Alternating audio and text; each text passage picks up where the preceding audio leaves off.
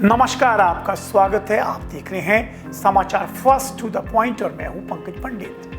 देश में चुनाव हो गए हैं, सरकार बन गई है, सभी कैबिनेट और राज्य मंत्रियों ने अपना अपना कार्यभार संभाल लिया है।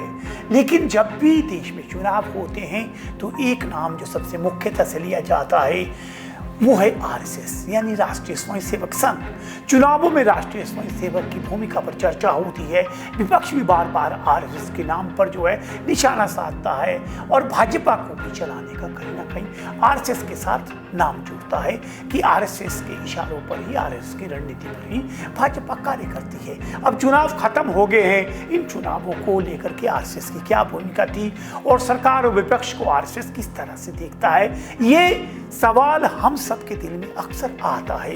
इन सब का जवाब दिया है आरएसएस चीफ मोहन भागवत ने। मोहन भागवत नागपुर में आरएसएस कार्यकर्ताओं का एक सम्मेलन था और उसमें वो उस सम्मेलन को संबोधित कर रहे थे। उन्होंने इस सम्मेलन में एक एक करके सिलसिलेवार सभी बातों का जवाब दिया और सबसे बड़ी बात थी कि उनके निशाने पे सिर्फ विपक्ष ही नहीं बल्कि सत्ता पक्ष भी था। और विशेषकर इस दौरान जो चुनावों के दौरान जो माहौल बना उससे वो पूरी तरह से नाखुश नजर आए और उनके जो टिप्पणी थी वो बहुत ही कड़ी प्रतिक्रिया उन्होंने व्यक्त की है।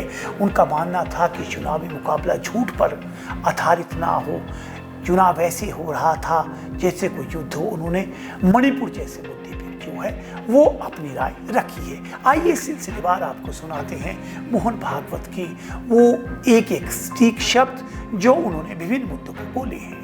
सबसे पहले चुनावी नतीजों पर संघ क्या सोचता है, क्या संघ चुनावी विश्लेषण करता है या संघ कुछ तय करता है। वर्तमान में चुनावों के दौरान जिस तरह से तकनीक का इस्तेमाल किया गया झूठ बोलने के लिए और जिस तरह से आरोप प्रत्यारोप लगे उस पर भी उन्होंने कड़ी प्रतिक्रिया दी है। उन्होंने कहा कि चुनावी मुकाबला कभी भी झूठ पर आधारित नहीं होना चाहिए। आइए इस मुद्दे पर क्या कहा मोहन भागवत ने। जिस प्रकार ये बातें हुई, जिस प्रकार एक दूसरे को लताड़ना हुआ,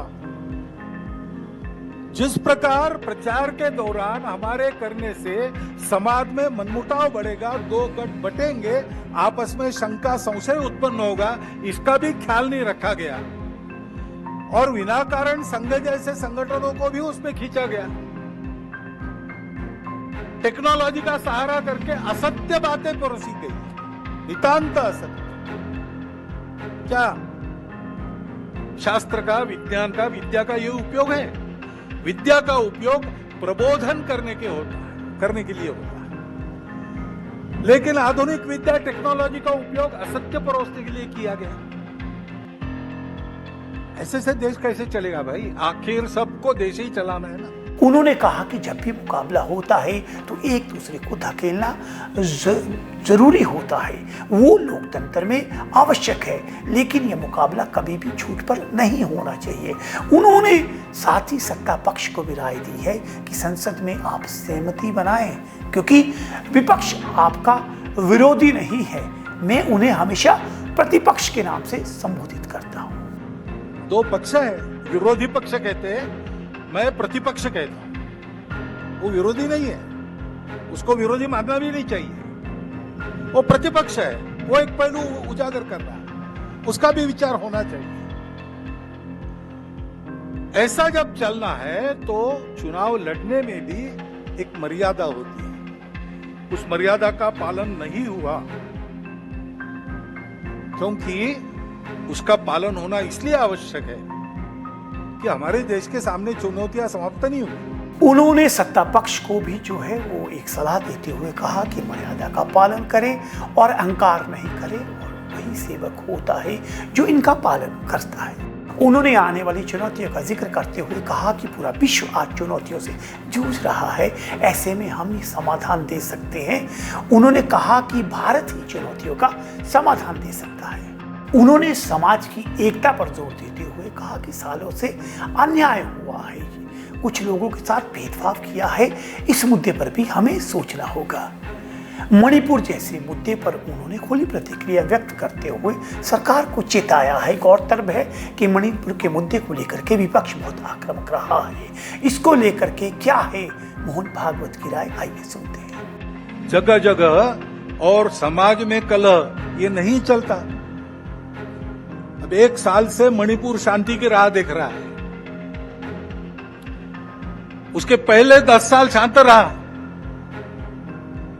पुराना गन कल्चर समाप्त तो हो गया ऐसा लगा, और अचानक जो कलह वहां पर उपज गया या उपजाया गया, उसकी आग में अभी तक जल रहा है, त्राही त्राही कर रहा है। कौन उस पर ध्यान देगा? तो बहुत छोटे छोटे अंश हमने आपको मोहन भागवत के संबोधन के सुनाए, जिसमें उन्होंने पक्ष और सत्ता पक्ष दोनों पर ही सीधे तौर पे सलाह देते हुए कहा है कि लोकतंत्र को मजबूत करना है तो कोई आपका विपक्ष नहीं है, बल्कि विपक्ष नहीं कहते उसे हम, यदि हम उसे प्रतिपक्ष कहें तो ज़्यादा बेहतर होगा। वहीं चुनाव लड़ने के तरीके और चुनाव में जो झूठ है उस सब भी उन्होंने राय रखी। आपकी इस मुद्दे पे क्या राय है ज़रूर कमेंट करें, शेयर करें, लाइक करें और इसी तरह से हमारे साथ जुड़े रहिए, देखते रहिए समाचार फर्स्ट टू द पॉइंट।